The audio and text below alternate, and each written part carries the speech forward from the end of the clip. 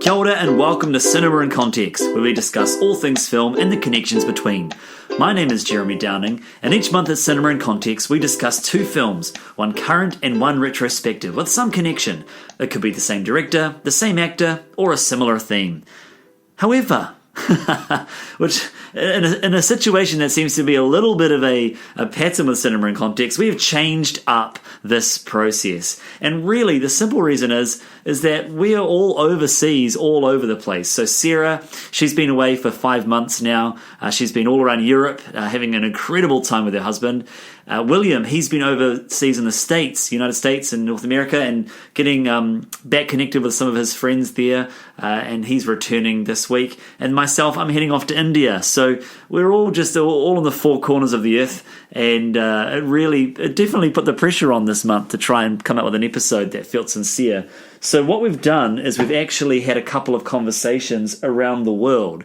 So the first conversation is one that I had between Georgie Swan, who's an educator from Australia, and that was at an Indigenous wānanga, or an Indigenous or a conference focused on Indigenous education. So I was having a chat with her over breakfast, and she talked about Toy Story 4, and I thought, great, let's have a chat on the podcast. So she's going to be joining us. And William's over in Duluth, and he had a chat with his friend Jon Portinga, and they had a great chat in a cafe there. So they are in the second half of this podcast. And the film that we are focusing on, if you haven't already checked in the title, is Toy Story 4. And the film that we're comparing it to, well, really, it's just the previous three Toy Story films. We kept it quite loose this time because we weren't sure how long these conversations were going to go. I mean, the first conversation is around 10 minutes and the second conversation is just under half an hour. So, yeah, a lot of scope there to play around with. But it felt appropriate that Toy Story 4 would be our film for the 40th episode of Cinema in Context, which is very exciting. And next time is episode 41. There's nothing significant about that number, but what is significant is that Sarah will be back after 5 to 6 months away, so really looking forward to having her back on the podcast.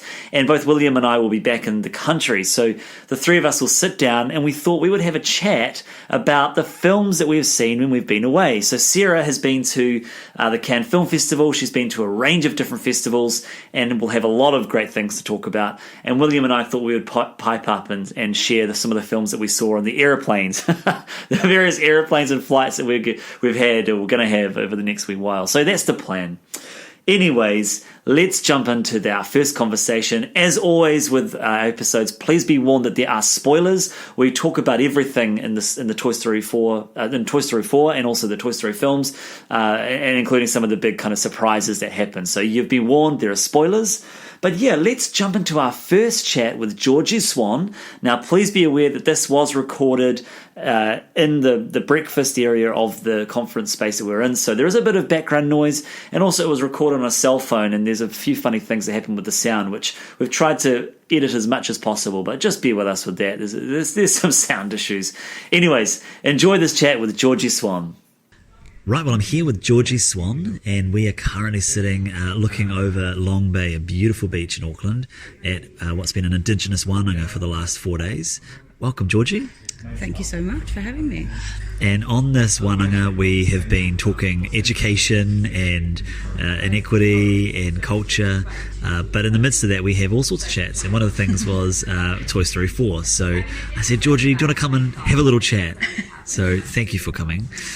So before we jump into Toy Story 4, can you please tell me, what do the first three Toy Story films mean to you? So I was thinking about this because when I saw Toy Story 3 particularly, I thought, gosh, that's a wonderful end to this excellent story. And I thought, with Toy Story, kind of the central premise is loyalty and doing your job the best that you possibly can, and being the best that you can at it. So when I think of like Woody, my key role is to be the toy and be loved by the human. It's not to try and be something else or really he really strives towards that and brings other people on board in doing that. And so obviously the movie's over, what was the first time, 1995 or something, over such a long time. The first three, I found them really develop and also awaken with social conscience as they went through the stories. I certainly found that in the third Toy Story. Definitely improved sort of diversity and storytelling around current issues at the time. So I think they, just true story of like love and loyalty, really, to me. Excellent. Yeah, I know what you're saying about that kind of awakening of social conscience. I feel like that is the story of Pixar, right? Like it's been through all of their films, whether it's Inside Out or even Up. The start of Up is devastating. And like Finding Dory, I found their kind of discussion of somebody with disability or with difference and kind of not apologising for that. No. I think it's such a strong message to be able to convey through cartoon and through technically children's films, but films for everyone, in such a light and inclusive and smart way, to be actually, kids can identify with all the characters in that regardless of who they are and where they are, and I found that really inspiring. But also I think perhaps the Toy Story movies towards the end lent more into the adult area, and really that sort of subconscious message was really strong for adults, and whether that's going to resonate with young people, kids particularly, I'm not sure. And I guess that is a good segue into Toy Story 4, because I would agree, like it's the themes in Toy Story 4 are very adult and complex. So I guess jump in by just giving your first emotional response to the film, and I've already warned the listeners that there'll be spoilers, so you can talk about any of the events. Okay, that's good to know. I mean, my first emotional response to the film was a little bit, Toy Story 3 felt like a natural end. Now we've got a second natural end, and maybe the door is open for more, but I hope not, I guess. It kind of diverted away from the central themes of the first three movies to me, in that, think of like Woody and Buzz, like going through these three films as like this epic duo, and then at the end, you've warned for spoilers, thankfully, he's like, nah, see ya, I'm actually going to go do something else. And part of me thinks that's awesome, and it's that ability to be able to make that decision, and make that decision based on all of the things that you've come across. But it really diverted away from me so much of what the story had given in the first three films, and I found that a little bit jarring, I guess.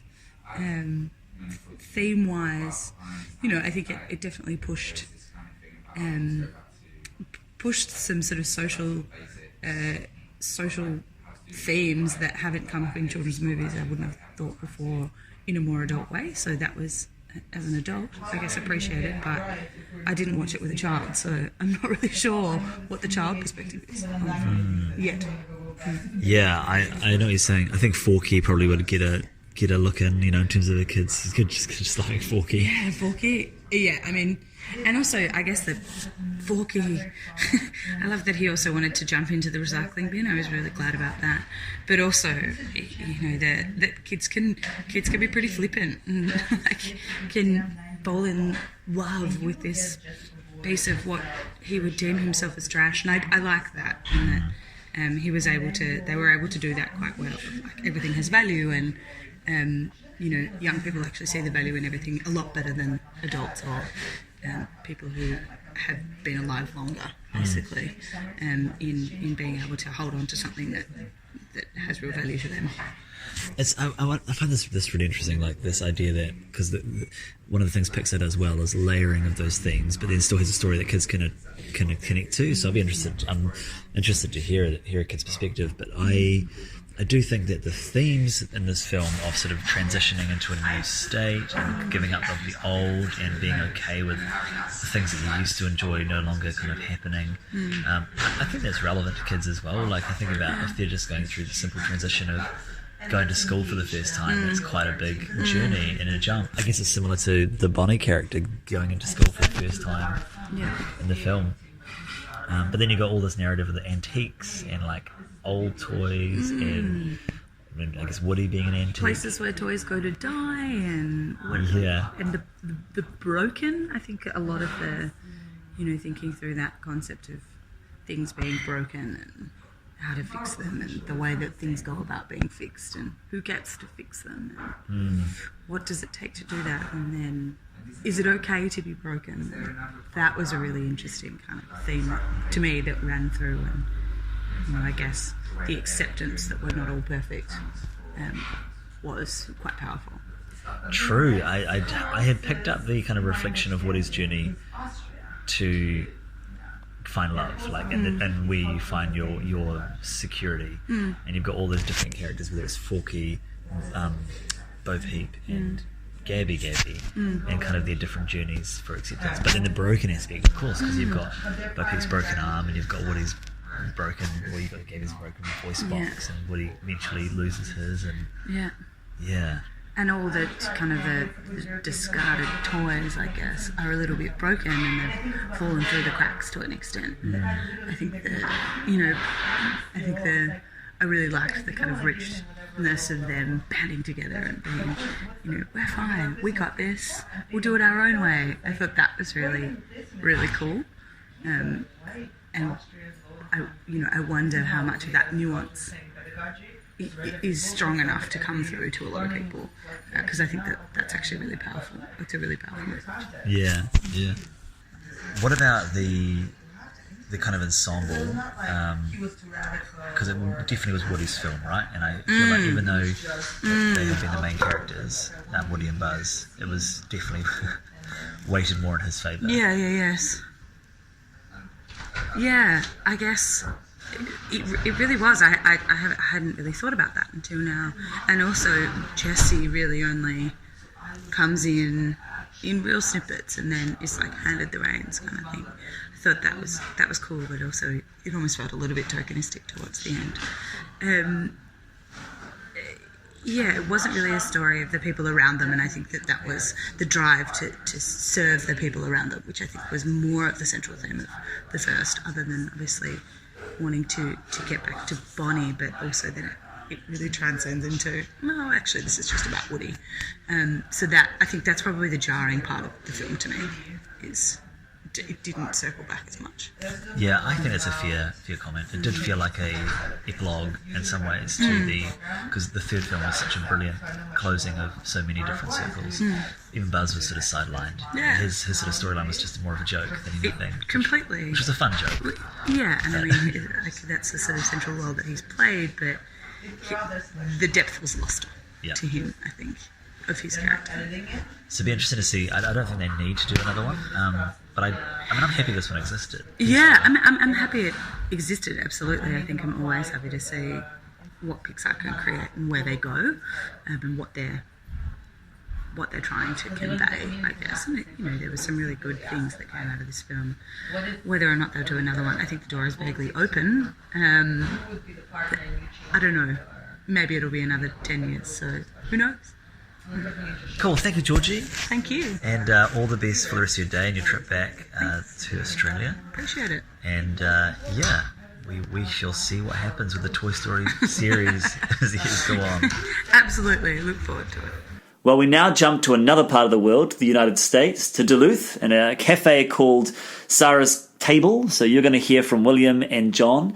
And just be aware that the sound quality in here is also a little bit challenging. This was recorded in a cafe, a working cafe. You're going to hear milk being steamed in the background and the clinking and clanking of cutlery. But hey, that's just life. So adjust your audio accordingly. It'll be a little bit louder than the conversation you've just had. But they had a really great discussion around Toy Story 4 and really get into some of the experiential aspects of the film, including the cinema they went to, but also just the journey of watching these films from childhood to now adulthood. So yeah, let's jump into William's discussion with Jon. Kia ora and welcome to Cinema in Context.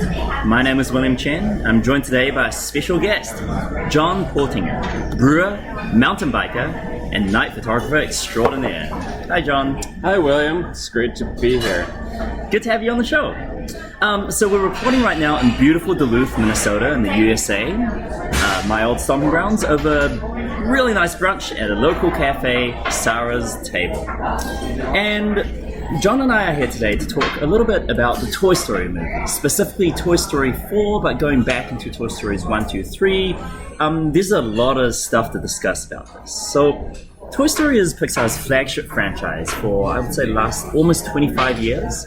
I mean, it was their first really big movie. Well, it was their first movie. Some would say it's the first computer-animated CGI movie. And over the years, the franchise has just grown, I guess, with its audience. These movies are often seen as some of the best children's or family or even movies around. Not just because of the animation, which is always cutting edge, but also because of their themes, the writing, and the characters, which have become, I would say, immortalized. So Toy Story came out in 95, Toy Story 2 in 99, Toy Story 3 in 2010, and finally Toy Story 4 this year in 2019. So just to start off, John, I want to ask you, what's your history with the Toy Story movies? So I remember my parents taking me out of school early to go see the first one. So being in elementary school, going to see the first one, and now this last one, I'm just about 30 years old. It's been interesting to see the whole thing as I've grown older. I mean, it's not like the characters of Woody and stuff are growing older, but you kind of identify with Andy a little bit, being a person who's like going off to school and thinking about your old childhood stuff and making that transition. So it's kind of been interesting just to watch the overall story arc, while some of the characters are generally staying a similar age, being the toys not aging, but then really the character of Andy aging. It's kind of an interesting idea. Yeah, I completely get that. I mean, that's really brought to light in Toy Story 3, which is all about, letting go of childhood pursuits and kind of finding something more. I'm kind of in a similar boat with you. So Toy Story, the original, also came out when it was our primary school. And I really remember the poster. So before I knew anything about the movie, in our school library, there was the Toy Story poster, and it looked like nothing I'd ever seen before. Of course, computer games have been using this kind of technology and this kind of, rendered object thing before in adverts. But to have an entire animated film about it was extraordinary back in 1995. And I still think it's really one of the most groundbreaking movies of all time. You're a really smart kid for primary school. Have all those thoughts. Maybe in retrospect. I just remember thinking, oh, this is really different. Okay. This is really, really different. Yeah. Maybe that's a better way to talk about this. Also, maybe because I just seen all 3 Toy Story movies on the flight over to the States in a marathon, and then I slept no more because of jet lag. But I think the original Toy Story, which I hadn't seen in quite a while, it really holds up. I think it's short, it's sharp, it's sweet, and the writing is so succinct. Like, there's no fat in this movie. Yeah, I feel like the first of any series, is generally the more well thought out and it's not beholden to anything. There's nothing that's come before it. So usually it's the most unique, right? Absolutely. And then it's the sequels where we start usually having problems. A lot of sequels, be they animated or comedies or even action movies, you just have sequelitis, that sense of, we want the same thing. Give us the same thing. Whereas I think with the Toy Story movies, the greatest thing about the sequels is that it feels like for 2 and 3 and 4, the writers really sat down and thought about what would be the most organic direction to take these characters that we now know and love and take them to new places and new thematic resonances with the audience. Yeah, and it's not like the sequels are taking the same arc. I feel like from 1 to 2 is kind of a simpler setup, where like 2 to 3 is much more different than 1 to 2. I feel like 3 starts taking on quite a bit more heavier themes, more adult, mature themes, whereas 2 kind of has, it's still a bit more jovial and a little bit of a, like, it's a clever direction that they took with 2, with the toy collecting, you know, and it kind of treats the toys as being novel. They're a little more novel than they are, you know, useful to a child. Now it's kind of how novel it is to an adult, being the toy collector. So it's, and then 4, I mean, we'll get into it a little bit more, but it definitely takes another tick up in kind of themes and mature audiences. That definitely does. Well, let's talk about it right now. So, overall, what'd you think of Toy Story 4? We watched it together yesterday. I think we had a cute little date. We shared a root beer. It was great. we saw it at Marcus Cinemas, which had the owner appear at the beginning of the movie and, you know, very wholesomely welcome the audience into his cinema. That was great. Yeah, Greg is the man. This time we were introduced to his wife. Normally it's Greg, or Greg and his dad, or Greg and his employees. So this time it was Greg and his wife. It was super interesting. Yeah, so Toy Story 4, I definitely enjoyed it. It is kind of funny, though, that being 2 30-somethings in the movie theater, there's still a lot of children that are coming to the movies, and all of the previews before it were all children's animated movies, so it's funny.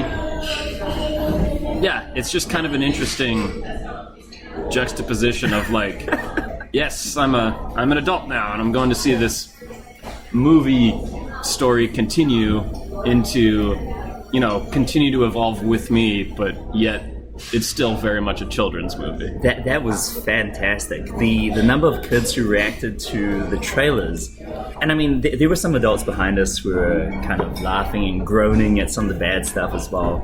But the kids, the one thing I learned yesterday was that kids really respond well to fart jokes and the word butt. And poop, yes. Yes, and poop. A couple poops, too. And so that makes so much more sense why movies like The Minions would do well, yeah. But the movie, Toy Story 4, what did you think? Oh, boy. So in Toy Story 3, you know, it was kind of... Toy Story 3, like you were talking about, Toy Story 3 almost looked like it was kind of tied up nicely, being the proverbial, you know, hand off of the toy to another child. And, you know, when they handed Woody, when Andy handed Woody off to Bonnie, lots of E names, you know, it was kind of the passing of the torch to the next generation. And I thought it was, you know, the future is female, so Andy was handing Woody off to Bonnie, being like the passing of the torch to a little girl. And I thought a lot of the future's female feminism was brought out in this movie as well. Yes, yeah, absolutely. So with Bo Peep being a major character in this movie, there was this whole scene of her like taking off. So when they introduced her, obviously she had to be wearing the skirt that everyone imagines her in. So at some point, she takes off the skirt to reveal that she's been wearing pants this whole time. And then for the rest of the movie, she wears that as a cape. So it's very symbolic of like the shedding of traditional female roles into becoming somewhat of a heroine.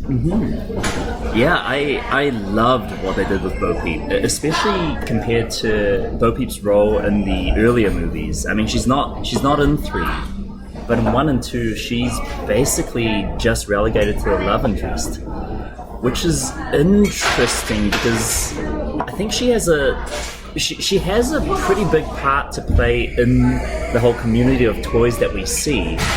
But I don't know whether it's because of her role as kind of one of the few female characters and the fact that she is a porcelain doll and it wouldn't make a lot of sense for her to go so rough and tumble in some of the adventures they go on. Well, it was pretty interesting. They did address that porcelain issue where they introduced her with...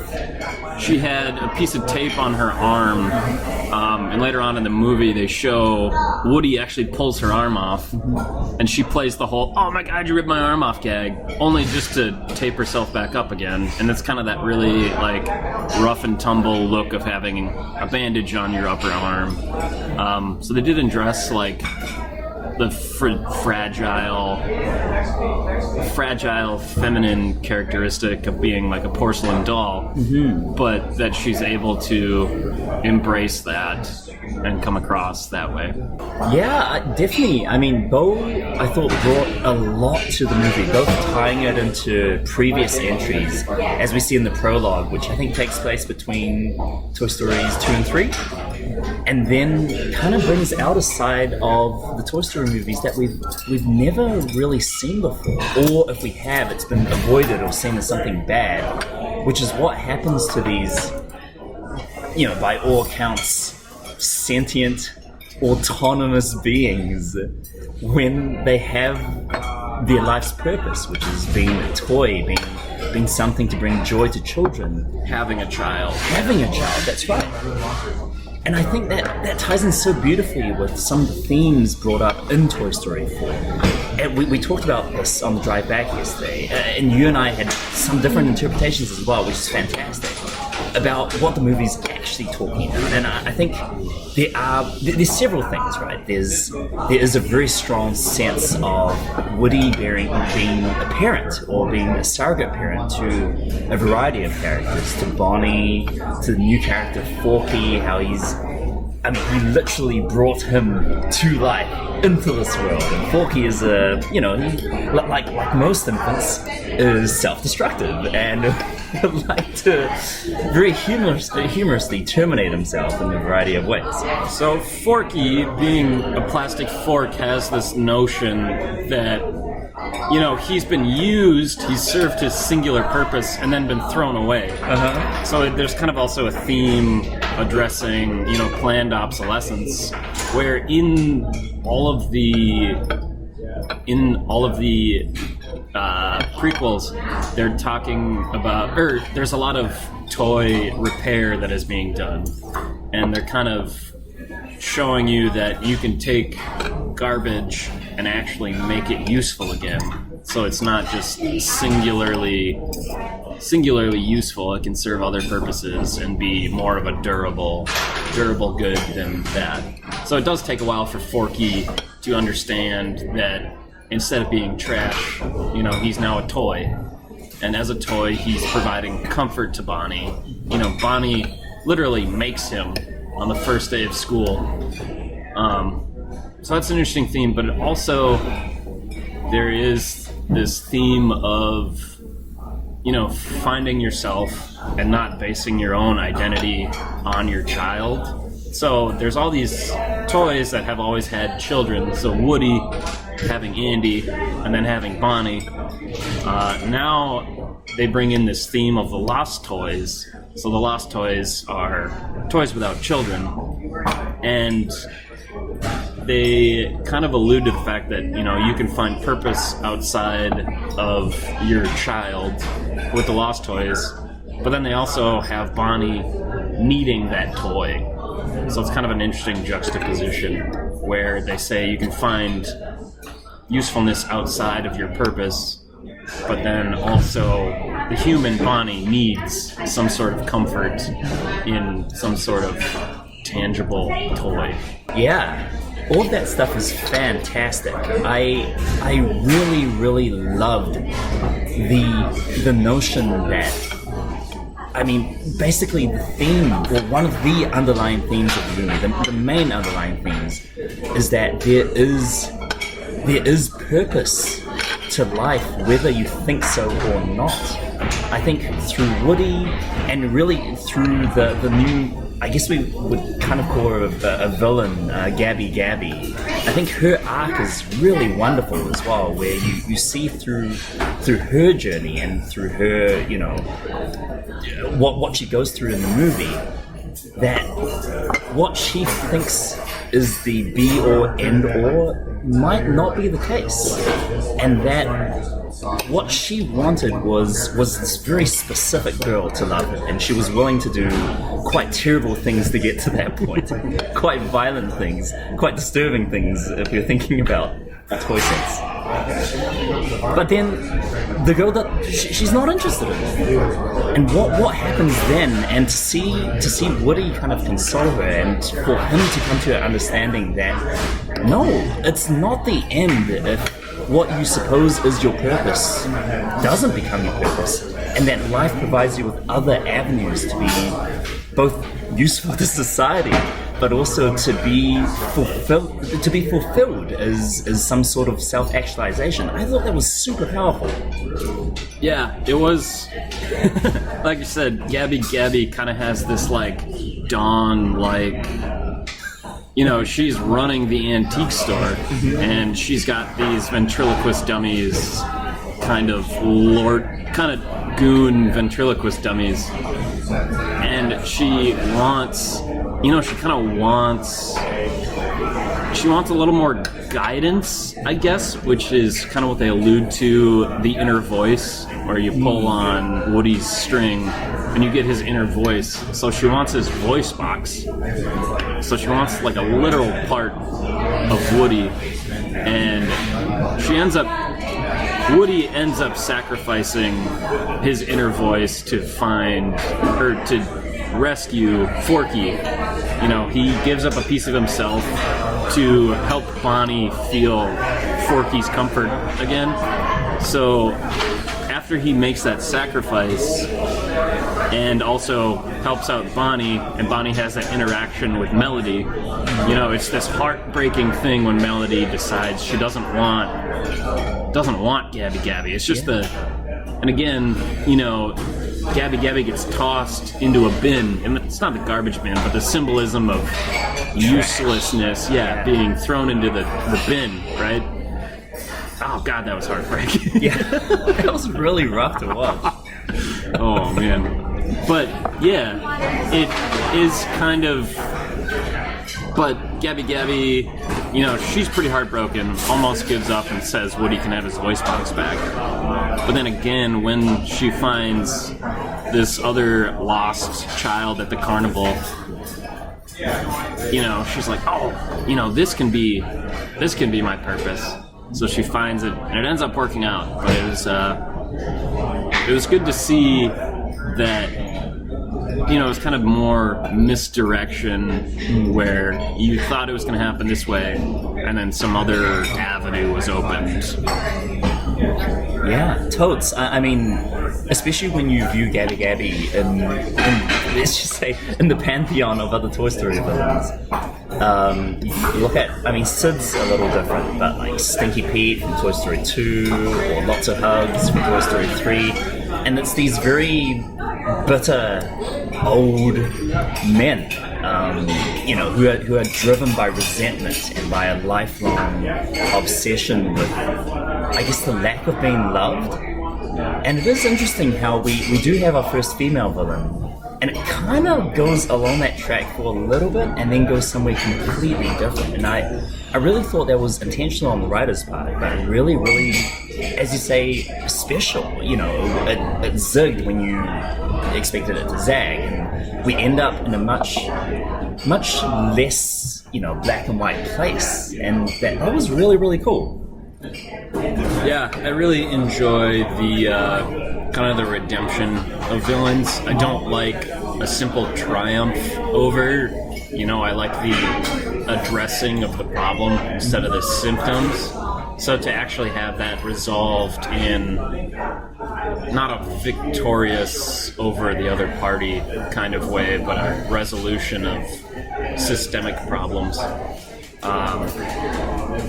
But yeah, she was kind of a fun villain, yeah, that was fun. And Christina Hendricks does a fantastic voice. Just very sweet, but with that edge, something's not quite right. Yeah, the darkness inside, yeah. They also animate her, so she has those blinking doe eyes, and every time someone picks her up, the eyes kind of tilt backwards due to gravity, and it's that little shimmer that's, so creepy. And speaking of the new characters, I mean, we won't go into much detail, but I thought all the new characters were a lot of fun as well. The Key and Peele, like plush toys, and Keanu Reeves as Duke Kaboom, the Canuck with all the look. The Canuck with all the look. But yeah, let's finish with this. Like, in terms of Toy Story 4 as a movie, I really felt that it is Woody's movie, whereas everything else, Toy Story 1 was it was Woody and Buzz. Toy Story 2, you get to find out more about Woody's backstory, but Buzz and the other toys are still important. Toy Story 3 is more of an ensemble piece, where Woody is the central emotional figure. And then Toy Story 4, from the very beginning, from the opening credits, I mean, it tells you that this is Woody's movie. And by the end, you realize that this is probably going to be a goodbye to the character. Possibly. I mean, they could bring him back for stuff, but it's not going to be the same. So I guess, what do you think about Toy Story 4 as a conclusion of sorts to Woody's arc from the very beginning? This jerk cowboy doll that, feels this fraternal jealousy towards a new spaceman, and he kind of goes through a midlife crisis, goes through parenthood, and all this stuff to end up where he is now with the Lost Toys. So it is kind of it's almost like Woody has given up a part of himself to pursue a different purpose. So he is...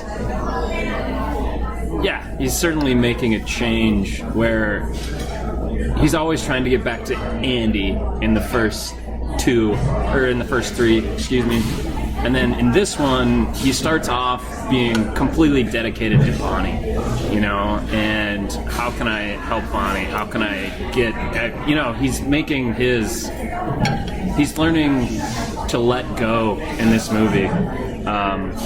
And he loses, having lost his voice box, it's really symbolic of him kind of moving on to the next phase, where in the last couple scenes he's really helping all of these toys find new kids and kind of embracing the lost toy lifestyle.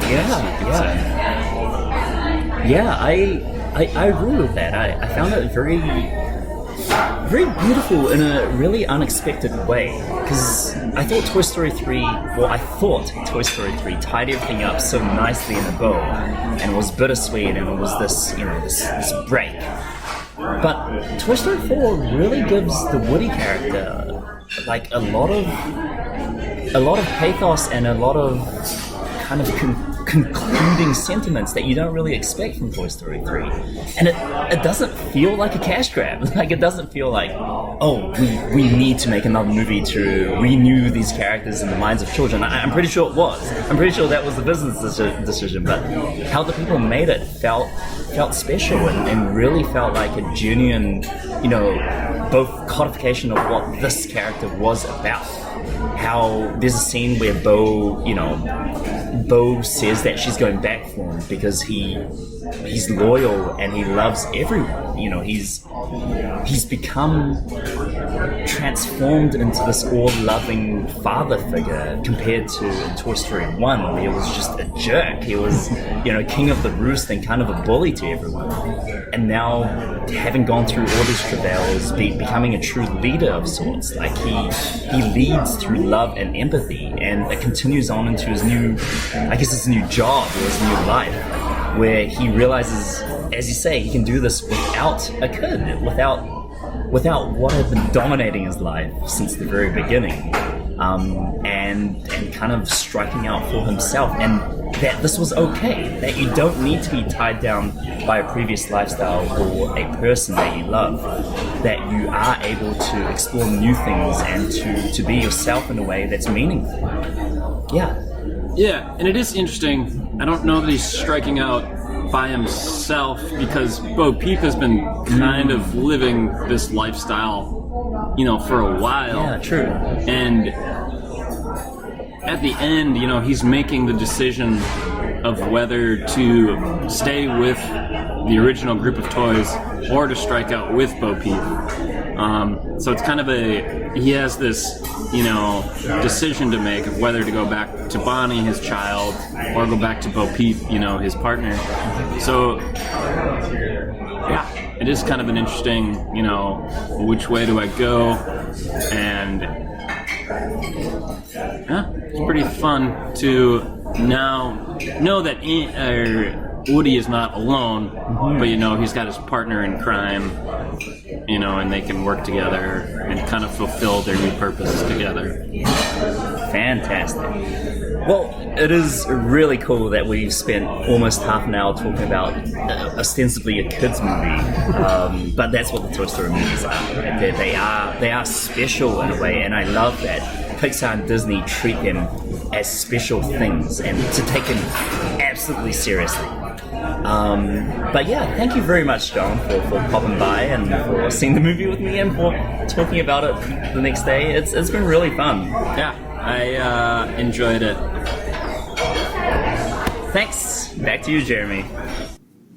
Well, thank you for listening to another episode of Cinema in Context. As I said at the start, next time will be our 41st episode, and we will have the return of Sarah, and William and myself will all be in the same room together for the first time in a long time, sharing and discussing the films that we have watched and explored on our travels around the world. So come in for that. It will be a good listen.